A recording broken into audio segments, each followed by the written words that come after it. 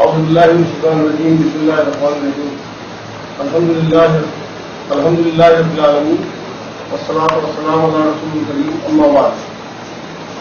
سوال و جواب کی نشست کا آج چوتھا ایپیسوڈ شوٹ ہو رہا ہے. اس سے پہلے 3 ایپیسوڈ ہم شوٹ کر چکے. اللہ سے دعا کریں کہ یہ لوگ کام آئے, ہمارے لیے آخرت کا ذریعہ بنے. جی شروع کر دیں سوال جواب. یہ کیا اسلام میں قضا کا کیا کوئی کانسیپٹ ہے؟ ان کا سوال یہ ہے کہ اسلام میں کیا قضا نماز کا کوئی کانسیپٹ ہے.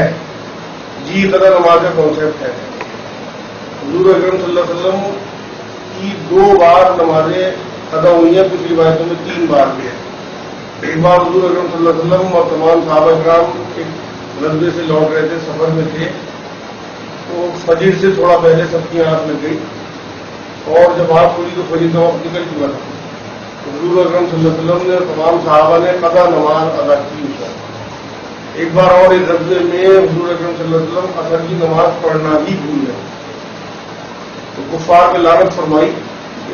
لعنت ہو کفار پر جن کی وجہ سے آج میری نماز قضا ہو.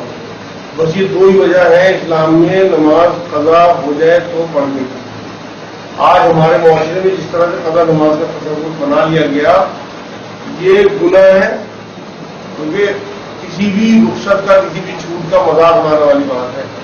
جان بوجھ کے ہم یہ پلان کر کے سو جائے کہ ہم اس کے نماز پڑھنے میں قضا مناسب نہیں ہے, بالکل اللہ کے دین کا مذاق بنانے والی بات. بس قضا کی 2 ہی تصور. اور ایک بات اور آج میں واضح کر دوں, قضا کہتے ہیں جب کسی کی موت آتی ہے تو آپ لوگ کیا کہتے ہیں کہ اس کی قضا آ گئی. تو جو اللہ حی القیوم ہے کیا اسے اپنے آپ مردہ نوازے دو گے؟ قضا جب کہتے ہیں کہ اس کی قضا آ گئی تھی, موت ہو گئی, مردہ ہو گیا, تو اللہ حی القیوم ہے اسے زندہ نوازی دینی ہے ہمیں. تو آج سے طے کریں جو لوگ قضا جان بوجھ کے کرتے ہیں کہ انشاءاللہ اللہ پچھلی معاف کرتے آگے ہم قضا کریں. ان کا سوال یہ ہے کہ فجر کی سنتیں فرضوں کے بعد پڑھی جا سکتی ہیں. اگر تو کبھی زندگی میں 1 سال 2 سال میں 1 آدھ بار آپ کی چھوٹ جائے تو آپ فرضوں کے فوراً بعد ادا کر سکتے ہو سنت. ورنہ حضور اکرم صلی اللہ علیہ وسلم نے کبھی فجر کی سنتیں فرضوں کے بعد ادا نہیں کی. ہاں ایک واقعہ ایسا ہوا ہے کہ مسجد نبوی میں حضور پاک صلی اللہ علیہ وسلم فجر کی نماز پڑھا کے جب پلٹے ہیں, اٹھ کے چلے ہیں, تو ایک صحابی نے نیت باندھ رکھی تھی. حضور نے ان کا انتظار کیا. جب وہ سلام بھیج چکے تو ان سے پوچھا فلاں ابن فلاں کیا تم نے دوبارہ نماز پڑھی ہے؟ انہوں نے حضور میری سنتیں نکلنی تھی وہ ادا کر. حضور اکرم صلی اللہ علیہ وسلم اس پہ خاموش ہے اور آگے بڑھے. تو اتفاق سے کبھی آپ کی نکل جائے تو اس طرح کی اجازت ہے, لیکن اسے معمول بنا لینا پھر وہی ہوگا. اسی طرح جیسے قضا نماز کا ہم نے مذاق بنانا شروع کر دیا, اسی طرح سے ہم سنتوں کا مذاق نہ بنائیں. بعد میں اگر آپ کی زیارت ہو یہ ویسے معلوم ہو گئی ہے آپ کی زیارت ہوئی کہ ہمیں کس طرح معلوم. اور ایک ساتھ یہ فرمایا ہے کہ آپ کو کسی نے خواب میں 3 چیزیں دیکھا ہے. خواب میں اگر حضور کو دیکھا جائے تو یہ کس طرح کنفرم ہوا کہ وہ حضور پاک صلی اللہ علیہ وسلم ہی ہے, اور کسی صاحب نے حضور کو بنا شیر کے دیکھا ہے, کیا یہ ممکن ہے؟ یہ ان کے 2 سوال ہیں. پہلا سوال, جو بھی کبھی حضور اکرم صلی اللہ علیہ وسلم کو خواب میں دیکھے گا تو لازمی اس کے ساتھ کوئی ایک آدمی اور ہوگا جو یہ تصدیق کرے گا دیکھو حضور اکرم صلی اللہ علیہ وسلم آ رہے ہیں. کبھی اکیلے نہیں دیکھے گا. اس سے جب تک کوئی دوسرا تصدیق نہ کرے اس کا مطلب آپ نے حضور کو نہیں دیکھا. ایک تو یہ بات ہوگی. دوسرے ان کا سوال کا حصہ یہ ہے کہ کسی نے کلین شیو حضور کو دیکھا ہے. بالکل دیکھ سکتا ہے حضور کلین شیو, کیونکہ آج جو امت کی حالت ہے اس سے تو یہی ثابت ہوتا ہے کہ کلین شیو دیکھا ہوگا, کیونکہ لوگ اس ٹائم سنتوں سے دور ہیں اور سنتوں کی باقاعدہ مذاق اڑائی جاتی ہے. اس حساب سے حضور اکرم صلی اللہ علیہ وسلم کلین شیو دیکھنا اسی طرف اشارہ ہے. دیکھ سکتے ہیں, لیکن اللہ کے رسول کی حدیث میں ہے کہ جس نے آپ نے مجھے دیکھا وہ حقیقت نے مجھے دیکھا. حالانکہ کسی بھی نبی کو دیکھا تو نبی کو دیکھا, اور کسی اور کو دیکھا تو شیطان کو دیکھا. تو اگر اللہ کے رسول کو دیکھا تو اللہ کے رسول ہی ہوں گے, تو ظاہر سی بات ہے کہ اسے کیسے ہوگا. اللہ کے رسول کو دیکھ لیا, بالکل دیکھ سکتے ہیں. میں نے آپ کو اشارہ دے دیا کہ سنتوں کی خلاف ورزی اور سنتوں کا مذاق اڑانا جس طرح معاشرے میں ہے, تو وہ تو تصدیق کا میں نے تعلق بتا دیا آپ کو. دوسرا آدمی تصدیق کرے گا یہ حضور ہے, اور حضور اکرم صلی اللہ علیہ وسلم کو بنا داڑھی کے دیکھا جا سکتا ہے، ایسا کوئی معاملہ نہیں ہے کہ وہ حضور نہیں ہوں گے، وہ حضور ہی ہوں گے، مگر اشارہ ہمارے لیے کہ ہم سنتوں کی اتباع کریں۔ میرا سوال یہ ہے اگر ٹی شرٹ پر کوئی کارٹون بنا ہوا ہو تو اس میں کیا نماز ہو جائے گی؟ ہے کہ کیا ٹی شرٹ پر کوئی کارٹون بنا ہوا ہو، کوئی تصویر بنی ہوئی ہو، ہاں نماز تو ہو جائے گی، مختصر جواب تو یہ ہے۔ مگر میں آپ کو بتا دوں کہ جس معاشرے میں ہم یہاں رہ رہے ہیں ہمیں اس معاشرے کا احترام کرنا چاہیے۔ یہاں لوگوں میں اتنا علم نہیں ہے، اتنی وسعت نہیں ہے، تو ہمیں اس بات کی احتیاط کرنی چاہیے کہ ہم مسجدوں میں ایسی ٹی شرٹیں پہن کے نہ جائیں جن پہ تصویر بنی ہوئی ہے۔ ویسے تو تصویر کا تصور اسلام میں جو حضور اکرم صلی اللہ علیہ وسلم نے منع کیا تھا اس ٹائم پوجا کی جاتی تھی۔ بہت سارے واقعے ایسے ہیں کہ حضرت عائشہ گڑیوں سے کھلونوں کی کھیلتی ہوئی حضور اکرم صلی اللہ علیہ وسلم تشریف لائے گھر میں اور منع نہیں فرمایا، بلکہ ایک واقعہ تو ایسا ہے کہ حضرت عائشہ خود روایت کرتی ہے کہ اپنی سہیلیوں کے ساتھ کھیلنے کی گڑیوں سے کچھ اور کھلونے بھی تھے، حضور اکرم صلی اللہ علیہ وسلم تشریف لائے تو انہوں نے دیکھا کہ اس بیچ میں ایک گھوڑا بھی تھا، اس کے پر تھے، تو حضور صلی اللہ علیہ وسلم نے مسکرا کے پوچھا کہ عائشہ یہ کیسا گھوڑا ہے جس کے پر ہے؟ تو حضرت عائشہ رضی اللہ تعالیٰ عنہ نے جواب دیا حضور کیا آپ کو پتہ نہیں ہے سلمان علیہ السلام کے گھوڑے کے پر تھے؟ اس لیے حضور اکرم صلی اللہ علیہ وسلم مسکرا دیے، اتنا اچھی طرح سے مسکرایا کہ دندان مبارک دکھائی دیے۔ تو وہاں کوئی نہیں منع کیا کہ یہ کیسا گھوڑا ہے یا کہ گھر میں نبی کے گھر میں کیسا گھوڑا ہوئی ہے، کیا کچھ نہیں، اس طرح کی کوئی بات نہیں۔ تو اس لیے بہت زیادہ شدت نہیں ہے، پھر بھی جہاں تک ہو سکے لوگوں کو تکلیف نہ دینے کی وجہ سے ہم ایسی ایکٹیویٹی نہ کریں اس معاشرے میں کہ لوگوں کو دکھ ہو۔ غسل کا بالکل مکمل اور صحیح طریقے سے آیا، اور اگر انسان وضو کی حالت میں نہ ہو، بیمار ہو، کسی وجہ سے کوئی پریشانی ہو تو وضو کیسے کر سکتا ہے اگر نہ ہو؟ اور تیسرا میرا سوال یہ ہے کہ نماز اگر انسان بیٹھ کے نہیں پڑھ سکتا تو کس طرح اس کو مکمل پڑھنے چاہ سکتے؟ پہلا سوال یہ ہے کہ غسل کا صحیح طریقہ کیا ہے؟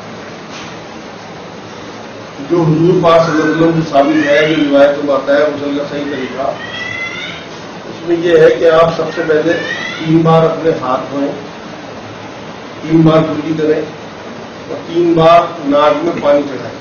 اس کے بعد آپ اپنے اعضاء جو گندے ہوں انہیں دھوئیں، اچھی طرح سے انہیں دھونے کے بعد پھر ہاتھ دھوئیں۔ حضور اکرم صلی اللہ علیہ وسلم سے بات ثابت ہے کہ وہاں کیونکہ مٹی کے گھر ہوتے تھے اس لیے مٹی پہ ہاتھ مار کے حضور ہاتھ پار کرتے تھے اپنے اعضاء دھونے کے بعد۔ اس کے بعد پورا وضو فرماتے تھے اور اس کے بعد پہلے سیدھے گندے پہ پانی ڈالتے تھے، جو الٹے گندے پہ پانی ڈالتے تھے، پھر سر پہ پانی ڈالتے تھے، اس طرح سے کہ پورا جسم بھیگ جائے۔ یہ ہے سنت طریقہ۔ غسل آپ کا ایسا نہیں ہو سکتا کہ آپ پوری بالٹی ایک بار الٹ کے غسل ہو جائے۔ ہمیں ہر چیز میں حضور اکرم صلی اللہ علیہ وسلم کی اتباع ضروری ہے، تو سنت طریقہ یہ ہے۔ ان کے سوال کا دوسرا حصہ کیا تھا آپ کا؟ ہاں ان کے سوال کا دوسرا حصہ تھا کہ اگر بیماری کی حالت میں آدمی وضو نہ کر سکے تو کیا کرے؟ تو قرآن پاک نے اللہ رب العزت نے رخصت دی ہے، اجازت دی ہے کہ اگر کوئی بیمار ہو یا پانی میسر نہ ہو تو قضاء حاجت سے آیا ہو یا عورتوں کی مباشرت کی ہو یا احتلام ہو گیا ہو تو وہ تیمم کر سکتا ہے۔ اور تیمم کا طریقہ یہ ہے کہ آپ مٹی پہ ہاتھ ماریں اور اپنے دونوں ہاتھوں میں اس طرح ہاتھ پھیر لیں اور چہرے دوبارہ ہاتھ ماریں، چہرے پہ پھیر لیں، آپ کہیں بھی ہوں آپ پاس ہیں۔ اور تیمم جیسے غسل کا اور وضو کا طریقہ الگ الگ ہے، لیکن تیمم میں دونوں کو پاکی کا طریقہ ایک ہی ہے۔ تو اس لیے یہ آپ کو اجازت ہے کہ اگر آپ کو پانی میسر نہ ہو یا آپ بیمار ہوں تو آپ یہ کر سکتے ہو۔ تیسرا سوال ان کا یہ تھا کہ اگر کوئی آدمی نماز کھڑے ہو کے نہ پڑھ سکے، بیٹھ کے بھی نہ پڑھ سکے تو کیا کرے؟ تو شریعت نے اجازت دیا ہے کہ اگر آپ کھڑے ہو کے نہیں پڑھ سکتے تو بیٹھ کے پڑھیں، بیٹھ کے نہیں پڑھ سکتے تو لیٹ کے پڑھیں، اور اگر اتنی بھی ہمت نہ ہو تو اشارے سے پڑھیں۔ اللہ تک نیت پہنچتی ہے۔ بخاری شریف کی پہلی حدیث بار بار میں بیان کرتا ہوں کہ تمام اعمال کا دار و مدار نیت پہ ہے۔ اللہ کو پتہ ہے کہ آپ اپنی نماز ادا کرنا چاہتے ہیں، اللہ رب العزت آپ کے دلوں کے آخری گوشے میں بھی چھپی ہوئی خواہشات اور نیتوں کو جانتا ہے، تو آپ کی سب نمازیں انشاءاللہ نیتوں کے ساتھ اللہ کی طرف پہنچ گئی ہیں۔ اگر گھر میں موت ہو جائے تو عید یا خوشی منا سکتے ہیں؟ گھر میں میت ہو تو اس سال عید یا خوشی منائے یا نہ منائے، بالکل منانی چاہیے۔ دیکھو جو حضور ہمیں دے گئے وہ ہمیں لینا ہے، جس سے روک گئے اس سے روکنا ہے۔ حضور اکرم صلی اللہ علیہ وسلم نے بات فرمائی ہے کہ تمام میتوں کے لیے سوگ 3 دن کا، اور کے لیے 4 مہینے 10 دن کا۔ 3 دن کے سوگ کے بعد اگر آپ کسی بھی قسم کا کوئی سوگ مناتے ہو تو یہ کسی بھی قیمت پہ ٹھیک نہیں ہے. جبکہ عید کے لیے حضور اکرم صلی اللہ علیہ وسلم کی حدیث مبارکہ 12 آپ نے سنی کی روایتیں ہیں کہ نئے کپڑے پہنے، شیر بنائیں، لوگ ایک دوسرے کو مبارکباد دیں، ملنے جائیں رشتے داروں میں. اور آپ اگر وہ شیر نہیں بنائیں گے، نئے کپڑے نہیں پہنیں گے تو اللہ آپ سو منا رہے. حضور کی حدیث کی مخالفت کر رہے ہیں آپ، یہ مناسب نہیں ہے. ہم بنا حضور کا دامن پکڑے جنت میں نہیں جاتے. مناتے ہیں جو لوگ 40واں مناتے ہیں، جو لوگ برسی مناتے ہیں، قطعی ٹھیک نہیں ہے یہ بات. یہ بھی حضور کی حدیث کا مخالفت کرنا ہے. کیونکہ جب حضور نے بتا دیا کہ 3 دن کا سو گئے، ہاں کوئی عورت اگر عدت میں ہے وہ عید نہ منائے تو اللہ کو منظور ہے یہ بات، کیونکہ 4 مہینے 10 دن سے سو کی جا رہا ہے. عاشق رسول کی پہچان کیا ہے؟ یار سب سے بڑی پہچان عاشق رسول کی یہ ہے کہ وہ رسول اکرم صلی اللہ علیہ وسلم کی ایک سنت پہ عمل کرے گا، اتباع کرے گا اور ان کے رویے کو اپنائے گا. اصل میں ہمارے یہاں قولی اور تحریری بہت محنت ہو رہی ہے، عمل سے نظارہ ہے. جسے آپ سنتوں پہ عمل کرتا ہو دیکھو. سنتیں یہ سنتیں نہیں کہ صرف چہرہ مورا بنا لیا یا ٹوپی لگا لی یا ٹکنے اوپر کر لی، یہ بھی سنتیں ہیں. مگر اصل سنت حضور پاک صلی اللہ علیہ وسلم کی رویہ تھا. ان کا رویہ اختیار کریں، ان کا اپنی بیویوں کے ساتھ کیسا رویہ تھا، ان کا اپنے پڑوس کے ساتھ، اپنے صحابہ کے ساتھ. تو عاشق رسول کی سب سے بڑی پہچان یہ ہے کہ وہ اس کی تنہائی میں بھی سنت ملے گی آپ کو، اس کے جب وہ معاشرے میں لوگوں کے بیچ میں ہوگا وہاں بھی سنت ادا کرتا ہوگا. تو بہترین پہچان نہیں ہے. پتہ لگایا جا سکتا ہے. دیکھنے میں شفقت ہوتی ہے، کیا اس کا پتہ لگ جاتا ہے. ہاں روایت مطلب آخری بہت سارے واقعے ایسے ملتے ہیں کہ لوگوں کو شفقت کا اندازہ ہو جاتا ہے. مگر میرے نزدیک، میرے علم کی حد تک ہمیں یہ کام کرنا نہیں چاہیے کہ ہم اسے لوگوں کو بتائیں. جو پچھلی کوتاہی کی جو ہوئی اللہ اسے معاف کرے. کیونکہ جس چیز کو اللہ کے رسول صلی اللہ علیہ وسلم نے ڈسکلوز نہیں کیا تو ہماری کیا مجال کہ ہم ڈسکلوز کریں. بتانا نہیں چاہیے اگر دوسری پتہ کرتے. سے اوپر لباس رکھنا فرض ہے. ان کا سوال یہ ہے کہ کیا ٹخنوں سے اوپر لباس رکھنا فرض ہے؟ فرض نہیں ہے، سنت ہے. کیا فرق ہے؟ ہمیں بہت برا کہتے ہیں دیوبندیوں کو، باہر جاتے ہیں، کیا فرق ہے؟ دیوبندیوں میں بریلیوں میں کیا فرق ہے؟ میرے نزدیک تو کوئی فرق نہیں ہے. سب انسان ہیں، کوئی فرق نہیں. صرف سوچ کا فرق ہے، عقیدے کا فرق ہے. اور آپ یوں سمجھو کہ راستے سب کے الگ الگ ہیں، منزل ایک ہی ہے. کوشش یہ کرو کہ اگر کوئی آپ کو برا سمجھے، بحث کرے تو آپ کم سے کم اسے اچھا سمجھو، ترجمہ کرو اور نکل جاؤ، بحث سے بچو. کیونکہ راستے سب الگ الگ ہو سکتے ہیں، منزل سب کی ایک ہی ہے انشاءاللہ. جو اللہ اور اس کے رسول کا کلمہ پڑھتے ہیں سب ایک ہے، سب بھائی بھائی. میرا سوال یہ ہے کیا اسلام میں کھیل کود کی، ڈانس کی ٹی وی دیکھنے کی اجازت ہے؟ ان کا سوال یہ ہے کہ اسلام میں تفریح، کھیل کود، ٹی وی دیکھنا، ڈانس، میوزک وغیرہ کی اجازت ہے؟ یہ سوال ہے. ہاں بالکل اجازت ہے اگر اس میں گندگی نہ ہو. حضور اکرم صلی اللہ علیہ وسلم جب مدینہ منورہ پہنچے ہیں ہجرت کر کے تو ان کا استقبال دف بجا کے اور رقص کے ساتھ کیا گیا. بچیوں نے رقص بھی کیے اور جو انصار صحابی تھے انہوں نے بھی رقص کیے. جلوس کی شکل میں نعرے بھی لگائے حضور اکرم صلی اللہ علیہ وسلم کی شان میں. ایک اور واقعہ ملتا ہے کہ حضور اکرم صلی اللہ علیہ وسلم ایک دن مسجد نبوی میں تشریف فرما تھے تو حبشائی کچھ لوگ رقص کر رہے تھے. تو حضرت عمر رضی اللہ تعالیٰ عنہ تشریف لائے اور سختی کے ساتھ انہیں منع کیا لوگوں نے. حضور اکرم صلی اللہ علیہ وسلم نے حضرت عمر کو یہ بات کہی، عمر سختی نہ کر، انہیں رقص کرنے دیں. میں چاہتا ہوں کہ جو میں دین لے کے آیا ہوں اہل کتاب تک یہ بات پہنچ جائے کہ وہ آسان دین ہے، سہولت کا دین ہے، وسعت کا دین ہے. تو اس لیے ہمارے یہاں بہت زیادہ اصل میں ان چیزوں میں شدت اس لیے کیونکہ ہماری سیرت پہ نظر نہیں ہے. ایک اور واقعہ یہ ملتا ہے کہ حضور اکرم صلی اللہ علیہ وسلم کے حجر مبارک میں ایک بار حضرت عائشہ انصار کی 2 بچیوں کے ساتھ بیٹھی ہوئی عید گا رہی، عید کا بجا رہی. حضرت ابو بکر صدیق رضی اللہ تعالیٰ عنہ گھر میں داخل ہوتے ہیں اور سختی کے ساتھ ان بچیوں کا کیا کر رہی ہو؟ ایک نبی کے گھر میں شیطانی کام،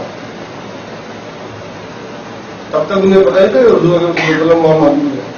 حضور اکرم صلی اللہ علیہ وسلم اس ٹائم چادر لپیٹے ہوئے دیوار کی طرف منہ کرے لیٹے تھے. انہیں پتا تھا مطلب کہ یہاں دف بھی بج رہا ہے، گیت بھی گایا جا رہا ہے، عید کا دن تھا.